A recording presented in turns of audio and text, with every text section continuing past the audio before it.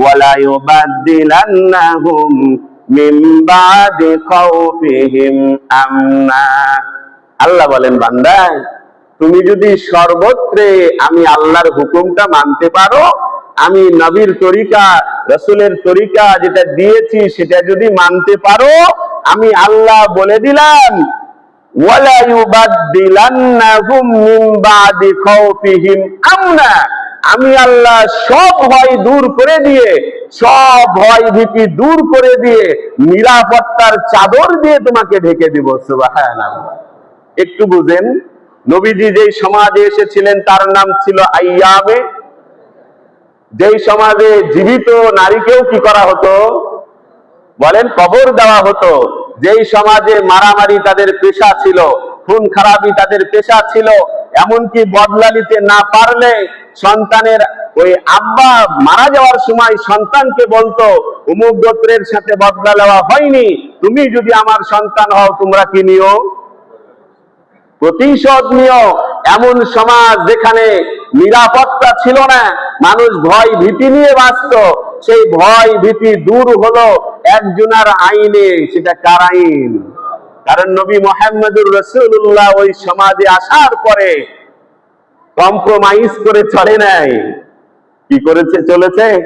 চলেছে কুল ইয়া আইয়ুহাল কাফিরুন লা আ'বুদু মা। নবী মুহাম্মদকে বলা হয়েছিল কিছু কিছু ক্ষেত্রে তোমার নিয়ম মেনে নিব, আর কিছু কিছু ক্ষেত্রে আমি আবু জাহেল, উতবা, সাইবা, আবু সুফিয়ান আমরা যা বলবো এটা তুমি মেনে নিও, যে তোমার আইনগুলো আমরা কিছু কিছু মেনে চলবো, আমি আমার উত্তরসূরিরা, আর তোমরা আমাদের কিছু আইন মেনে মেনে চলো।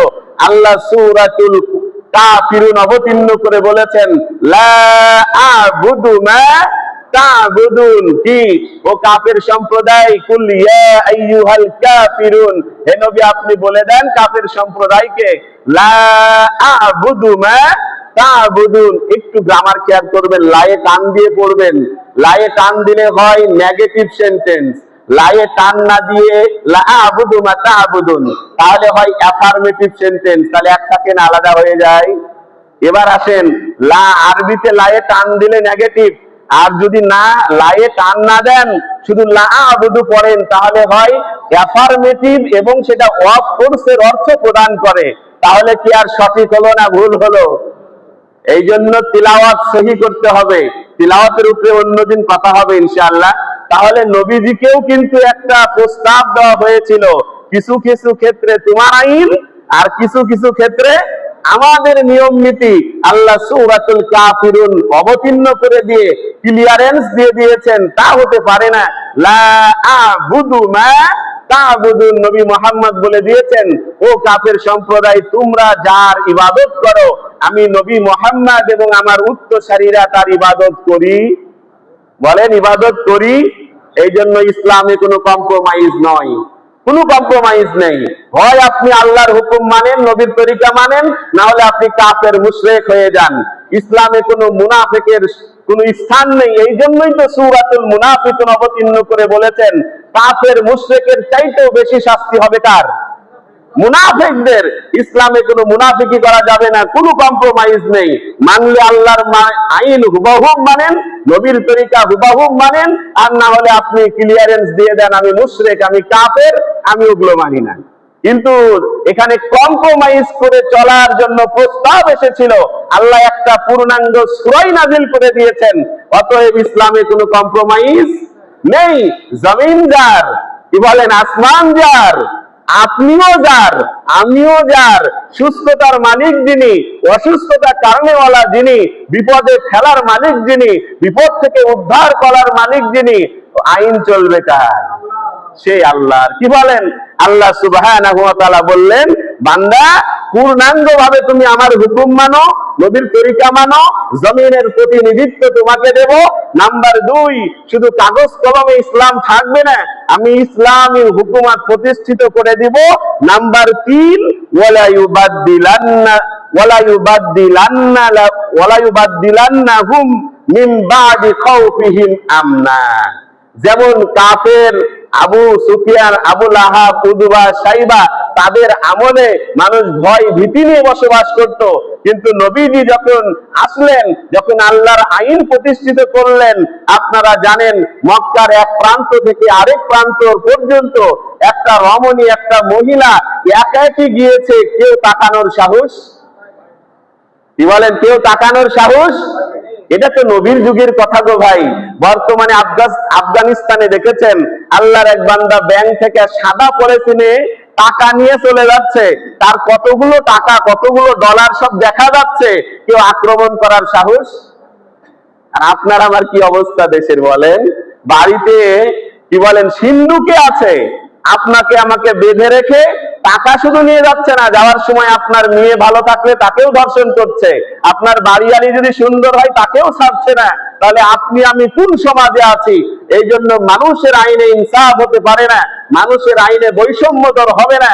এই সমাজ যদি নিরাপত্তার চাদরে ঢাকতে চান, ইবাদত করছেন যার, আইন মানবো, কি বলেন? আল্লাহ সুবহানাহু ওয়া তাআলা বললেন, বান্দা ইয়াবুদুনানি, আমি আল্লাহর ইবাদত করো। ইবাদতের ক্ষেত্রে যেমন অন্য কারো ইবাদত করা যাবে না, ওয়ালা, এরপরে লা ইশরিকুনা বি শাইআ, আর আমি আল্লাহর ব্যাপারে কোনো শিরক করবা না। তাহলে আইনদাতা যিনি, আইন মানতে হবে তার, কি বলেন? অন্য কাউকে ভয় পাওয়া, এটাই হলো কি? শিরক। অন্য কাউকে ভয় পাওয়া, এটা কি? আমি যদি হক কথা বলি আমার চাকরি থাকবে না যাবে, তাহলে আমি আল্লাহ ভয় করলাম না অন্যদিকে চলে গেল সেন্স, কি বলেন?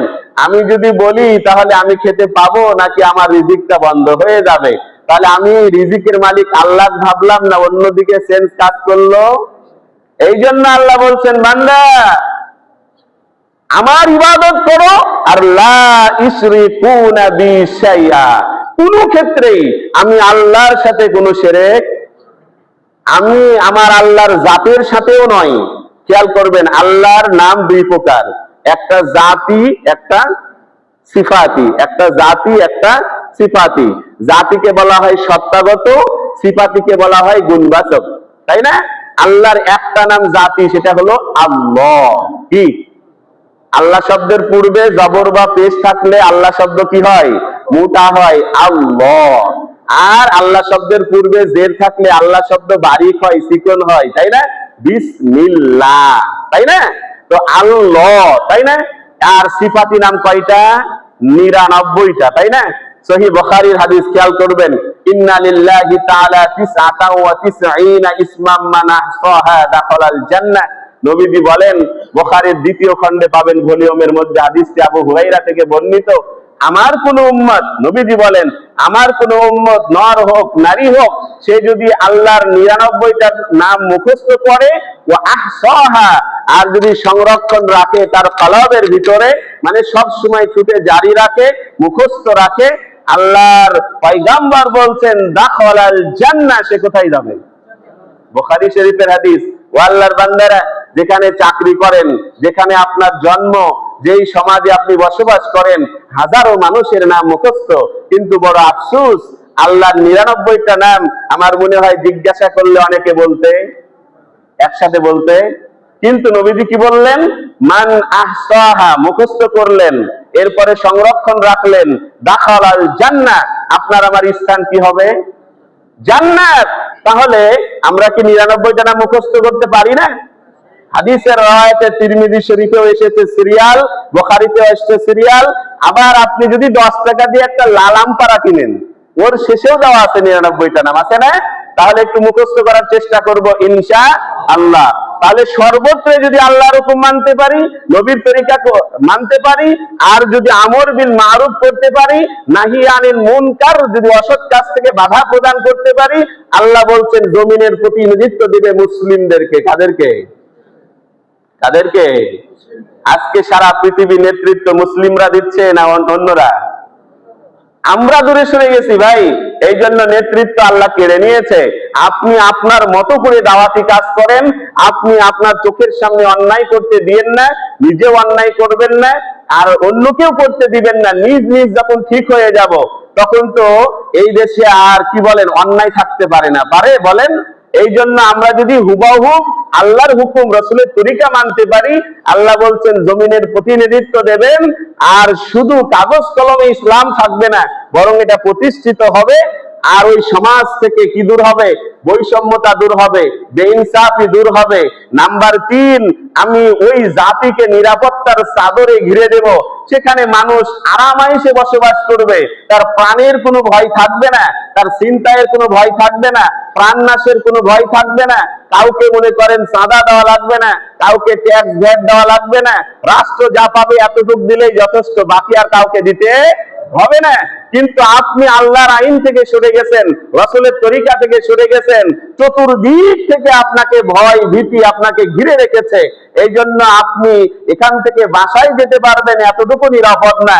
আপনার মেয়েটা স্কুলে যাচ্ছে, সেখান থেকে যে আবার সতীত্ব নিয়ে বাসায় আসতে পারবে এই মর্মে আমি শিওর না। আপনার ওয়াইফ আপনার ব্যস্ততার কারণে হয়তো বা বাজারে গিয়েছে, একটু তরি তরকারি নিয়ে বাসায় আসবে, সে যে তার সতীত্ব নিয়ে ফিরতে পারবে, সে যে খুন খারাপি হয়ে যাবে না, এই মর্মে আমি নিশ্চিত না। কারণ নিজে আপনি আল্লাহর আইন থেকে সরে গেছেন, রাসূলের তরিকা থেকে সরে গেছেন, তখন আল্লাহ তাআলা আমানের বদলে, নিরাপত্তার বদলে ভয় ভীতি দিয়ে দুটা জাতিকে কি করে দিয়েছে? ঘিরে দিয়েছে। এই জন্য এখান থেকে বের হয়ে আসার একটাই উপায়, কার হুকুম মানা? কার তরিকা মানা? নবী মুহাম্মদুর। এবার আসেন সম্মানিত আল্লাহর প্রিয় বান্দারা, কেন পারি না? শেষ কথা, নবীজি হাদিসে বলছেন, খালি অর্থ করে দিব। আন সাওবান রাদিয়াল্লাহু তাআলা আনহু قال قال النبي